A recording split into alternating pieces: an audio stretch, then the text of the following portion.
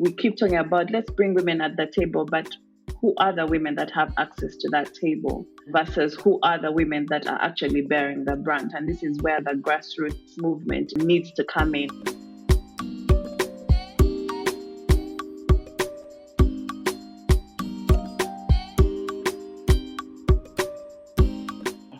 Hello and welcome to this episode of She Stands for Peace, the podcast series that explores the state of the women, peace and security agenda in Africa through a series of dialogues with key actors. I am Dr Yemisi Akinbobola, your host, and today I'm joined by three women who each have a range of roles and experiences in peace building. Hester Adriana Paneras is the head of Institutional and Operational Partnership Services at the United Nations Office to the African Union. Martha Tukahirwa is the Regional Advocacy and Communications Officer at the Strategic Institute for Women in the Horn of Africa, that's SIHA Network. And Lydia Hafyenanye, who is a police officer with the Namibian police force and a former police officer on a peacekeeping mission at the UNOAU mission in Darfur.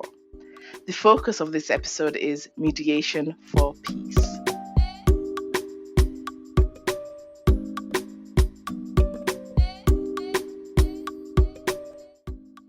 Ladies, thank you for joining us on this episode.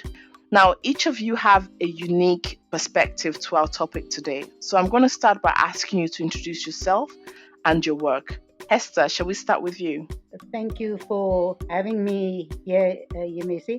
I'm Hester Paneras. I'm working with the United Nations Office to the African Union. I'm responsible for the operational part of the partnership with the African Union on peace and security. Previously, I was in the United Nations as a police officer when I was the police commissioner in Darfur as well. And it's good to join everybody as both peace and security and women peace and security is very close to my heart. Brilliant. Martha, how about you? Thank you so much, Yemisi. Again, my name is Martha Tukahirwa, and I am a Ugandan women's rights activist. I've been doing quite a bit of work around movement building and peace building within the Greater Horn of Africa.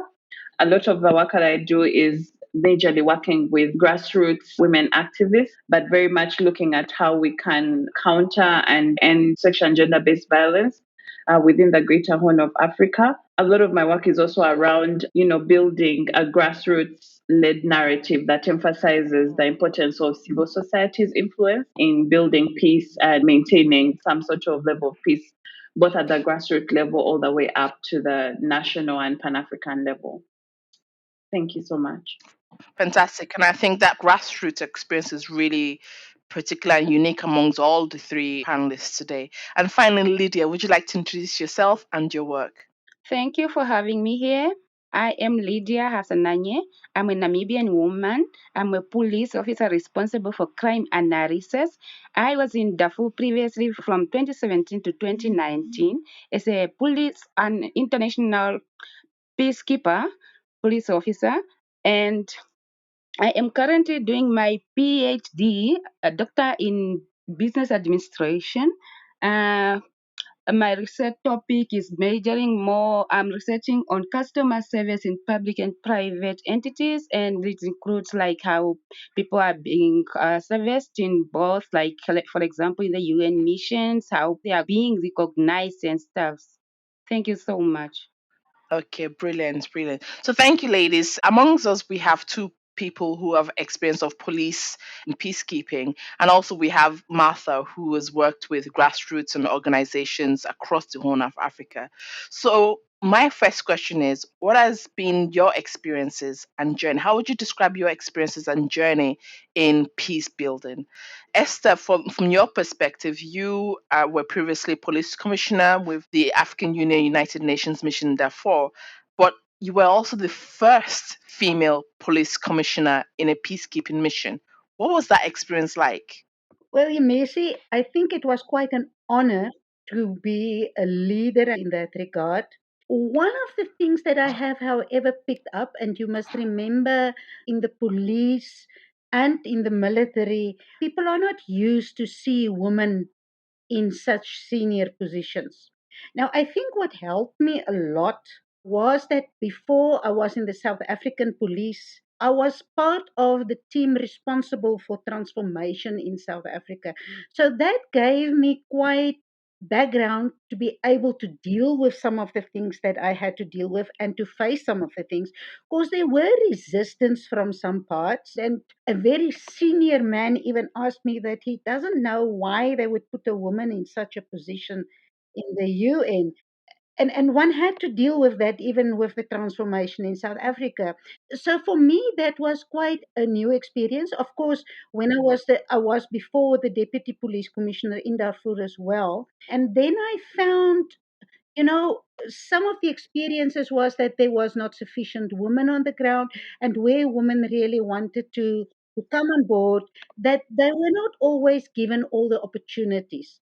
That, of course, gave us an opportunity to also start a women's network in the police division there in Darfur, and that helped a lot.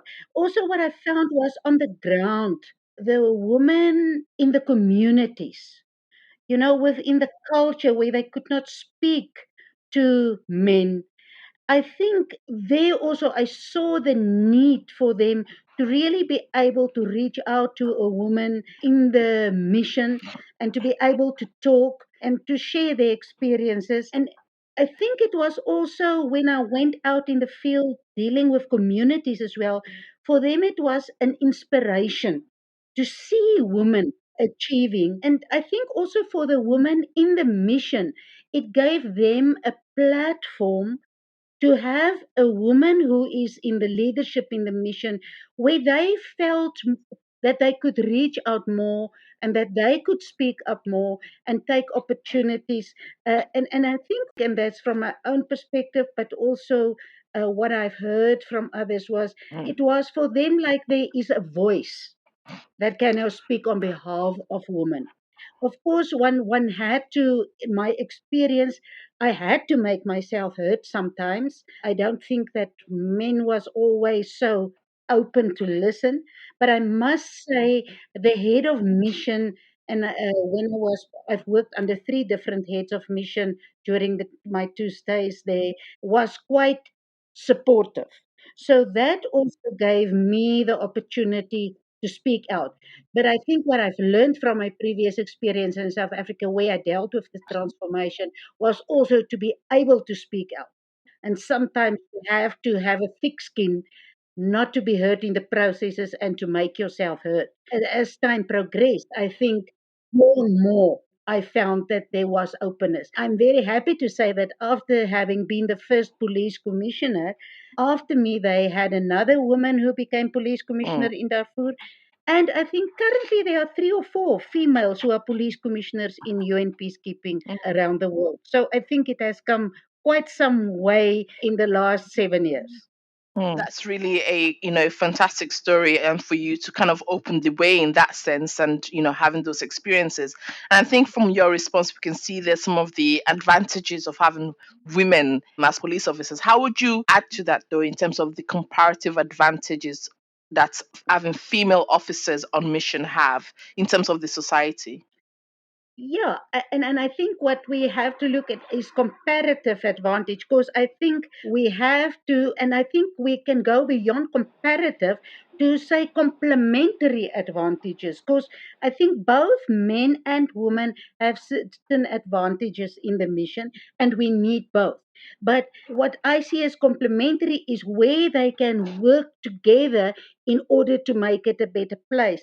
Because if you have only men on the ground, you get only the one perspective, especially when you are in missions where the local culture of that country has some limitations on communication, sharing of information, the taboos, the what the may not. So when you have women coming in who can equally reach out in the communities, it gives us a perspective for information gathering, for bringing that different perspective when you do planning for operations and outreach in the communities. So I think it gives the mission a broader scope to be able to really get the more complete picture of what is really going on, and to be able to have a different view on how things can be dealt with.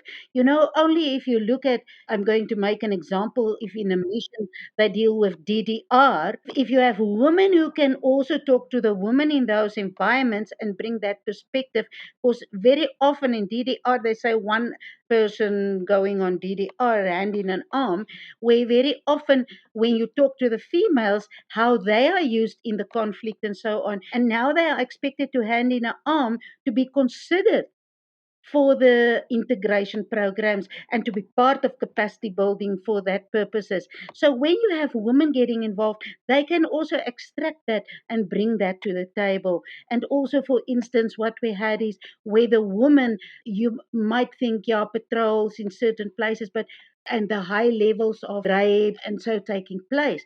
A simple thing like just a woman telling you, but our issue is when we go and fetch water or when we go out in the fields, our husbands are not here, so we have to go and work in the field, and that's when we are getting raped.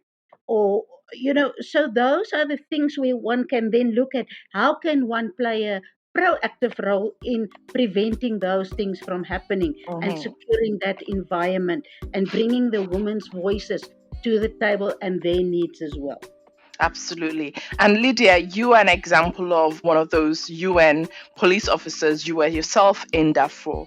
How would you describe your relationship? What was it like, your relationship with the society that you were there to serve and protect?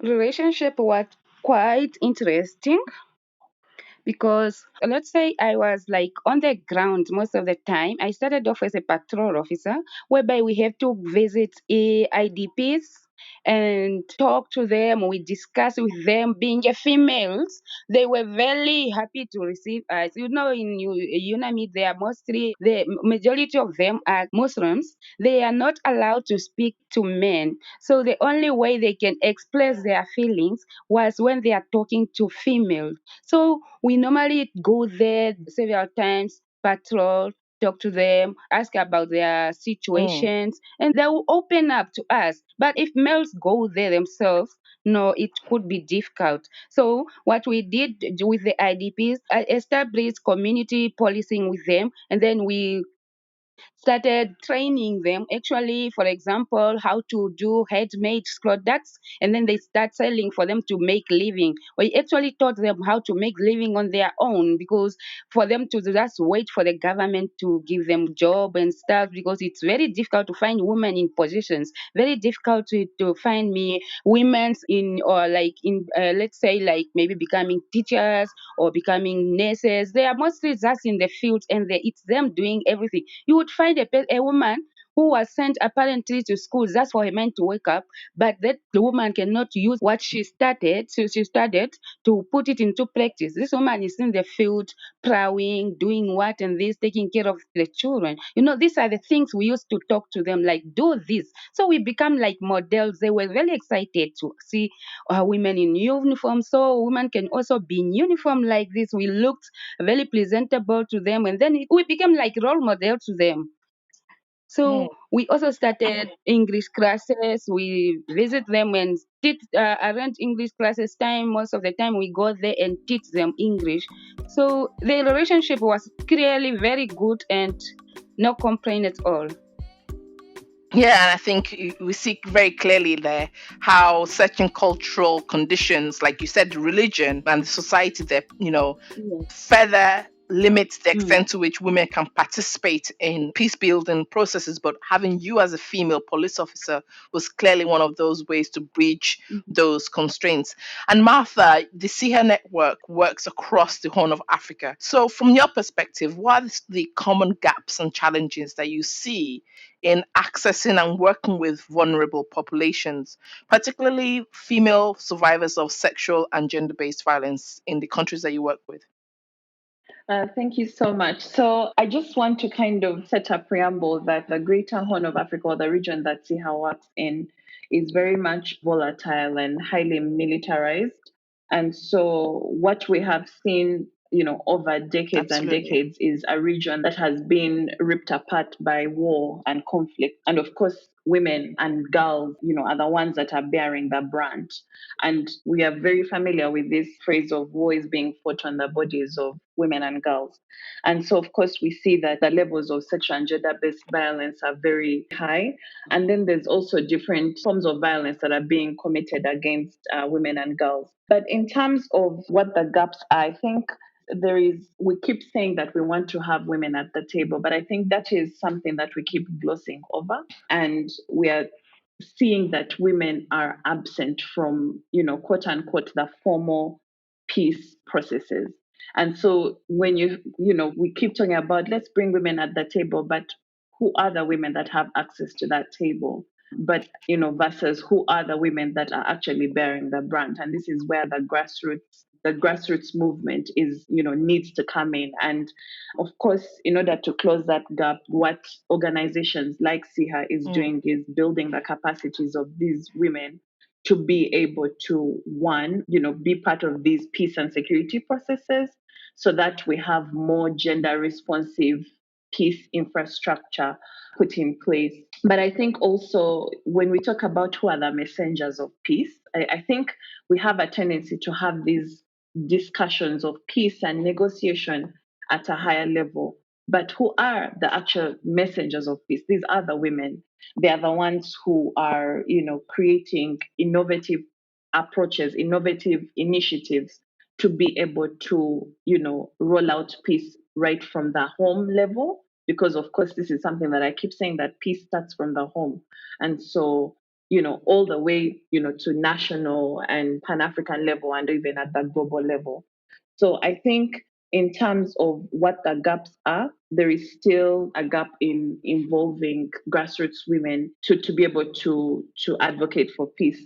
But also, and it's quite interesting because when you look at these movements that have been created at the grassroots level, they are across, they are across ethnic divides, across faith denominations, So really all this polarization at that level is limited. And so it's quite interesting to see how these women are able to collectively garner energies from each other to counter that discourse of war and conflict. Yeah, I think it's also important to say that there are very many success stories of where we're seeing women, trying as much as possible to get onto this peace table. For example, in South Sudan, we saw a lot of grassroots activists be part of the women's movement, the women's bloc, and them being able to advocate for a gender responsive peace agreement. And they came up with this 7-point agenda, which was fantastic. And this is something that, of course, South Sudan as a nation takes credit for, but actually it's women that have been at the forefront of this. And then there's so many different ways campaigning. A lot of the campaigns that are coming out of these different countries within the Greater Horn of Africa are led by women, and emphasis is on grassroots women. So I think whereas there are gaps, I believe, and with the women that we work with as SIHA, we are seeing that constant effort is being made by these women to counter the discourse of peace and conflict resolution. Yeah, so I just thought maybe I could get the conversation going in that direction, and yeah. Absolutely. And I think sticking on the topic of women participation and also sticking with you, Martha, because you've raised quite a lot of points there about participation of women and the role women play in these locations. So my question is, how would you describe the extent to which platforms and mechanisms put in place for mediation, how attractive and accessible are they for women to participate in restoring peace and security in locations of conflict? So let's stick with you, Martha. How would you respond to that? Honestly speaking, I would like to say that these platforms are not accessible, because what we are seeing is, whereas there are these intercommunal peace collectives that have been created at the grassroots level, but when it comes to platforms of mediation, then I think there is an aspect of elitism that comes in. So, for example, you'll have the woman who speaks the language. So, for example, if you're not able to speak a language that everyone can understand, then you are omitted out of that process. Automatically, you don't have access to that platform. Things like level of education. There are so many women at the grassroots that have lower levels of literacy, but in terms of their political standing and how they understand the politics of the war, and they're actually very conversant. But again, because of that, this elitist situation, then you find that that kind of woman does not have access to these platforms. And so it's really trying to debunk who is the woman that can have access to these mediation platforms, these negotiation platforms. And there's a connotation of grassroots women means women that are not, don't have access to resources, have no education, can't, read and write.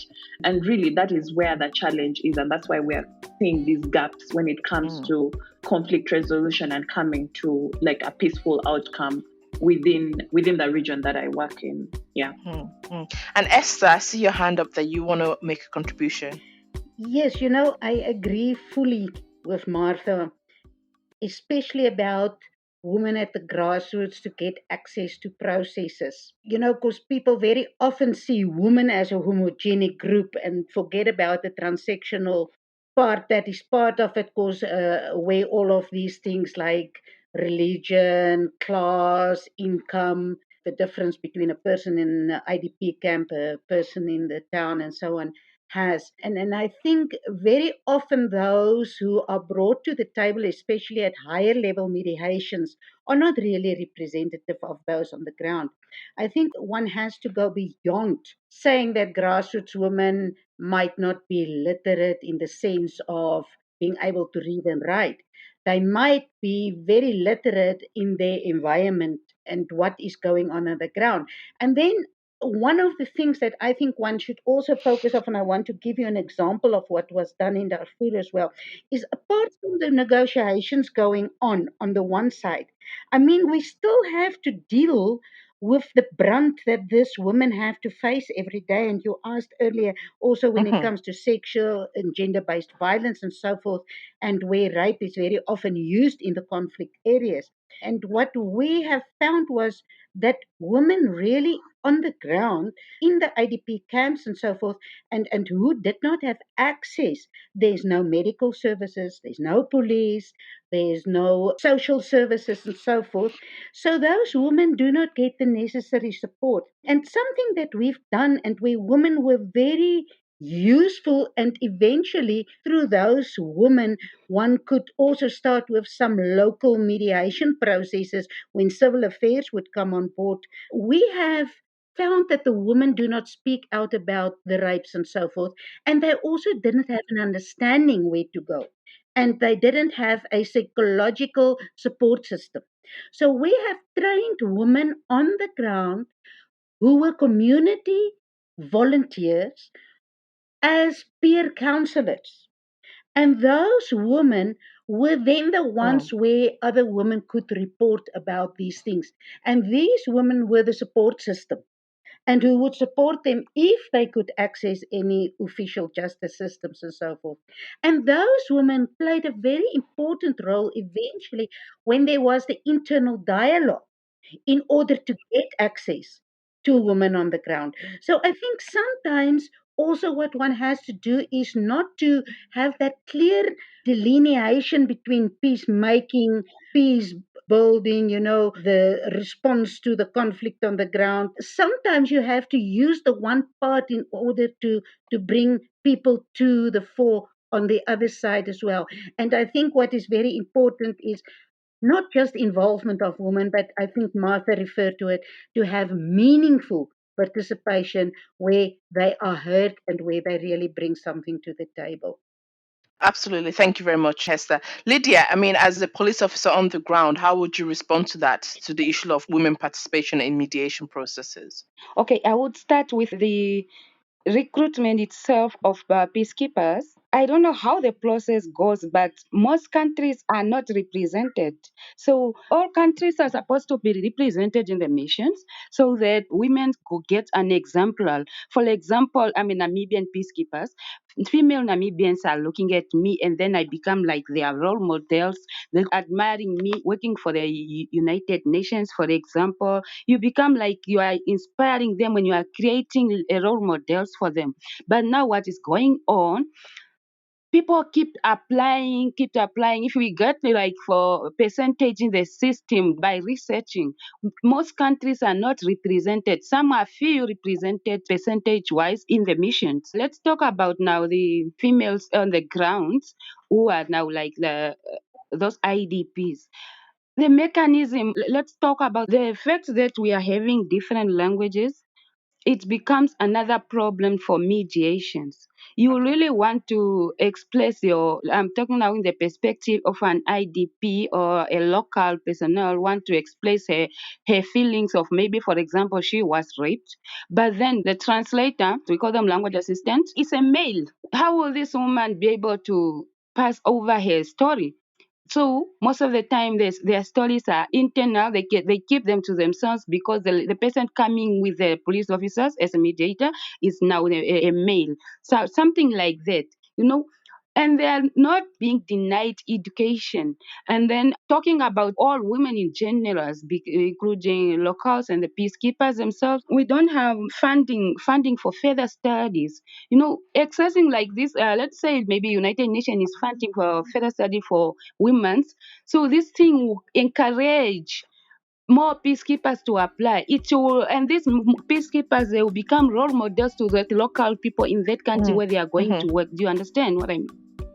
Absolutely, absolutely. Yeah. Keeping on the theme of role models, we've spoken so far looking at the gaps, the challenges, the issues and how some of these have been addressed. I think I want us to now move the conversation towards strategies looking forward. What are the forward-looking strategies and ways in which we can address some of these issues? So, my next question, therefore, is how can mentors and role models contribute to mobilizing women and providing the support mechanisms and systems that they need?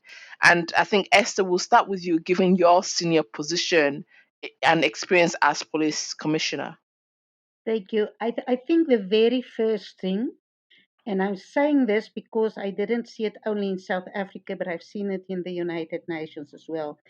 Women who have been in senior positions or who is currently in senior positions must remember where they come from and not stop at that stage and think I have achieved. I think that's the first thing. Exactly. And really reach out to others, mentor other women. And when we started in Darfur, for instance, the Women's Network and various missions started women's networks over the last 10 years after we started there as well, is to build a system and to enable other women as well in order to support each other. And once again, we had, for instance, also a peer counselor program for the women inside the mission to have a system. They still have to deal with their children back home. They have to deal with various things. One woman lost 3 children while she was in the mission, and she couldn't go back, or she had to take care of the family and financially and otherwise, and to build a system to be an ear for other women, to set an example, to encourage them through difficult times, to speak out and to be able to make a stand, even if you are taken on in the public domain, if men tell you this cannot be done, is to advocate for circumstances and an environment where women can come on board. I'm looking at your facilities in missions. I'm looking at talking to countries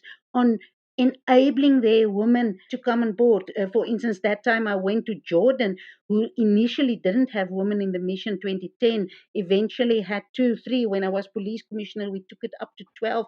We went to visit Jordan, talk to the woman. The men said because of the culture, the woman didn't come to the mission. The woman said, no, please give us English classes so that we make the selection process. So to open some routes for them, but also to be there as a person who is approachable and to be an ear for others in order to take it. And I think it will be very good if there can also be official programs in place when you look at bringing more women into the systems that are dealing with women on the ground, but also for the women on the ground, those women who go there, whether civilian, whether military, whether police, when they, or whether a non-government organization like Martha is working for, is to go in and start really programs where one partner woman with women on the ground to build that relationship in order to give them confidence and to also listen to when they have struggles and when they have to face burdens in having themselves heard and being brought to the table, whether at very high political level, where one can pair these women with women from all over. And if we talk Africa, for instance, over the continent, who has been in such positions, I'm talking about my own boss currently, Hannah Tete, who would be an ideal person to mentor a person who's coming into the political domain in a country like Somalia. You understand? Absolutely. To build those bridges and to bring women who's been through it together with those women on the ground to encourage them. Absolutely. And Martha, earlier on, you spoke a lot about some of these issues, and I'm really keen to hear from SIHA Network's approaches. What are some of the things that you're doing to mobilize women and provide those support mechanisms? And also other examples that you're seeing from other organizations and best practices that you're seeing. First of all, I would like to agree with Hester on this aspect of women being accountable to us fellow women within the movement. But I also want to mention that for a very long time, women's presence outside of the home has always been contentious, and we literally have had to fight for our liberties and freedoms. And so when a woman is able to break the ceiling, break the glass ceiling, and come out as a leader, and then that is something that has to be celebrated. And that speaks to one of the approaches that we've taken on as SIHA, which is, celebrating women that are doing incredible work at different levels. And we feel that that one creates an environment where other women and upcoming activists and girls are able to look up and see that, oh, if Martha has been able to get, let's say, the Peace Award, then what can I do to add on to what she has done, but also adapt these different strategies that she has created within the community that I live in. So that speaks to one of our approaches. But I think also being able to find, different ways of engaging. I think a lot of times we limit ourselves to thinking about peace and conflict resolution through a very linear way. But there's different approaches that are being taken on. We have, for example, we have teachers that we're working with that have really helped us with rolling out. We have a sexual and gender-based violence manual that we would like to roll out within secondary schools. And, we have champions within these schools, teacher champions that are doing incredible work on rolling out this peace message. So that's also another approach that we've been taking on. Maybe just something else to mention is, how do we talk about, or how do we view psychosocial support and healing? Because whereas, yes, we're trying to find ways of navigating within a very volatile region, but also what does healing look like for women? And there are fantastic healers, women that have taken on different innovative approaches to providing a support system for women and girls, at the grassroots, and also the rest of the community. And so also these kinds of, for example, traditional healers, those are people that are celebrated and really to say that, they are playing a role in building peace within the community. So these are some of the examples. I also wanted to mention that during the Sudan Revolution of 2019, it was quite interesting because, of course, as I mentioned, Sudanese women for a very long time had to be limited to a very domestic setting. And so it was quite interesting. When we kept on saying that this was a women-led revolution, it actually was. So they had these very interesting neighborhood committees.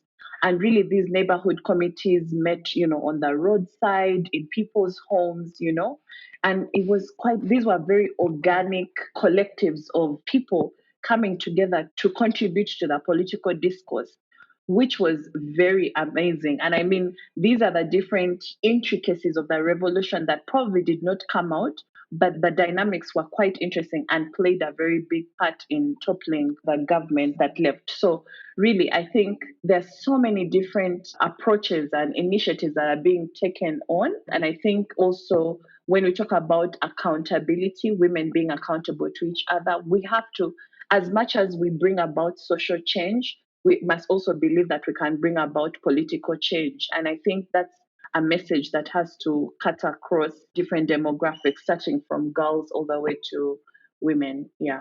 Absolutely. And Martha, I want to stay with you. As you were speaking there, I was wondering, how good are we? How effective have organizations and agencies been in documenting these things?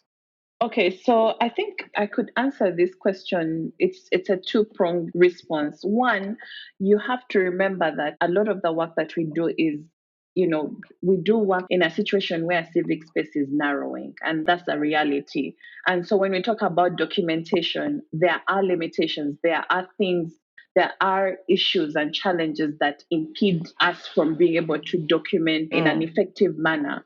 And so having to navigate that is a bit of a challenge. But there are interesting ways that this documentation is being taken on. And so, really, I think also this is something that this is a role that women have played. I'll give an example. Interesting. We've been creating these referral pathways where we are able to link survivors of sexual and gender based violence to medical doctors, to lawyers, and to psychosocial support workers. And what we've noticed is that we can also be able to work with, for example, midwives. And these are women who are providing support, yes, within the hospital setting, but they're also documenting these different violations that are happening. And this is part of documentation that is important, because if we're going to be, for example, plugging into these national action plans and these regional action plans, this is the documentation that is pertinent to be able to shed light on what the situation is within the different contexts that we work with.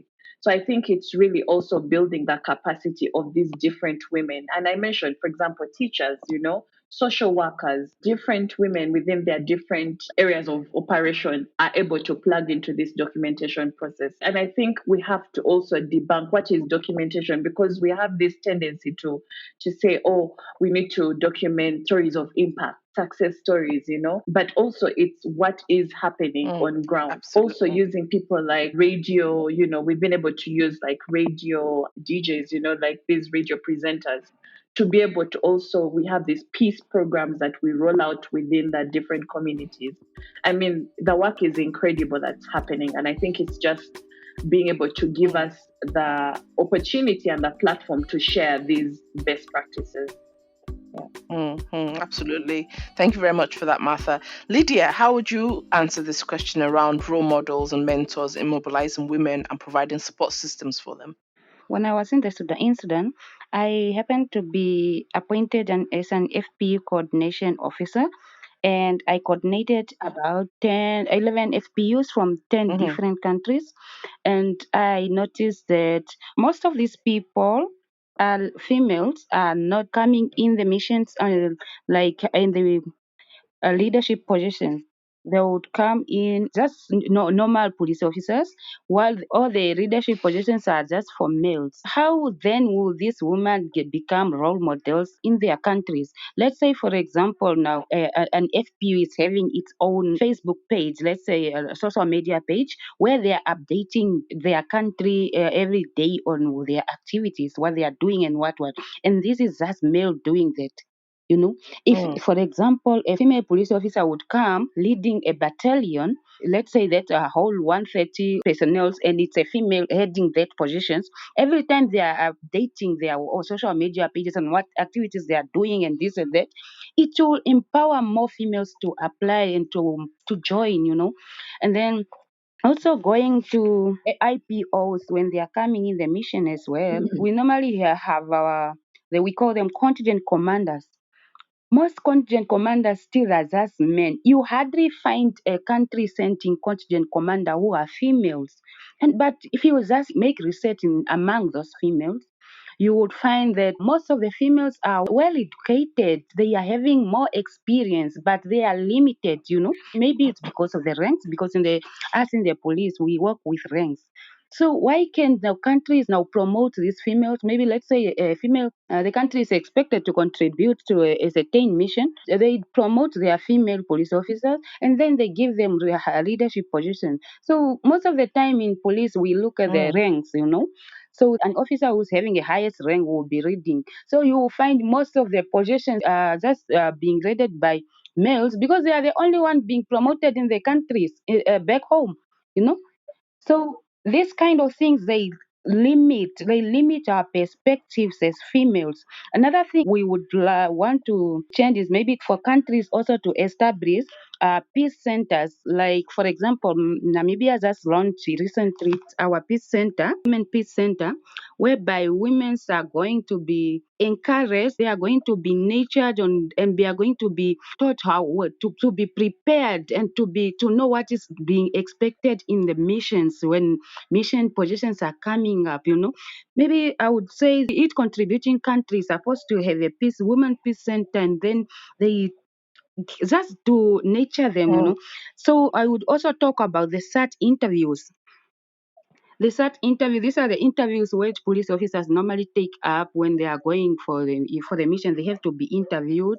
So maybe to narrow down the requirements, for example, when it comes to driving, most of the women used to pass all other parts of like report writing, computer studies, and everything. But when it comes to driving, our women they used to fail. They used to remain behind because we are not really active into driving. So these are some of these things I think that I would say the SAT group themselves can lower those types of requirements. Or on the other hand, the host countries they can train, they can come up with programs, driving programs to train their women more, especially when the SAT interview is about to come, so that you contribute the highest number of women in the peacekeeping missions. Like, for example, I would say thanks to Ghana, Nigeria, Western countries, they are contributing lots of women in number. But coming down to Southern countries here, you would find only 2 females joining the mission, only few who are leaving. We are talking about Jordan. Jordan recently, it was we thank them last year. They contributed a bigger number of females, but normally they don't like their females to join the mission. These are the things we have to look at, and then probably they will change the situation because really women are needed in the mission area in order for them to build trust and the confidence of other local women. And we then also needed to help prevent and reduce that conflicts in the missions areas because the aim is not to go get money. The aim is to resolve that conflict, to make sure those locals they get that confidence into their local police because at the moment they cannot trust their own local police. But it's us women, international peacekeepers, who need to go and train them and educate them, mediate between these people. Absolutely. And you speak very aptly there, both in terms of the importance of role models and representations for women police officers to go in mission. Yes. And I suppose people like Esther are those kind of role models. But then also in terms of the importance of representation of women police officers in peacekeeping missions for the women in the society. So I think there's really important points there around representation on both sides and how that contributes to mobilization and supporting women in those locations. So to wrap up then, my final question to you is that we're 20 years since UNSCR 1325. What is your vision for the women, peace and security agenda over the next 5-10 years? Hester, let's start with you. Well, I'm going to try and be short. And I would say to transform or establish mechanisms and processes to allow meaningful participation of women from all spheres of society in the full spectrum of peace building initiatives towards sustainable peace on the African continent and globally. Thank you. Absolutely. Thank you very much. Martha, how about you? Okay, so mine really is a truly homegrown, inclusive women, peace, and security agenda that is reflective of the women's movement agenda in view of the root causes of war and conflict within the region. I think the key point there, in terms of what you made, the point you made, Martha, is the grassroots and the local context. I think that's a really key point there. And Lydia, how about you? For me, I love emphasizing more into education because women in uniform, we don't like books. For as much as you have that experience, you also have to boost it with education. I would love to see women studying, taking up positions in the leadership position, but they have to be boosted with books and experience. I would like to see women in the near future, for them to be able to take up those management positions. We have to do it. What a man can do, a woman can also do. Brilliant. More opportunities, greater interaction and facilitation of women, greater opportunities to support the participation of women, and also the recognition of local context and grassroots experiences. Thank you very much, ladies, for joining me for this episode of She Stands for Peace. I have been Dr. Yemisi Akinbobola, your host. Join me for the next episode of She Stands for Peace.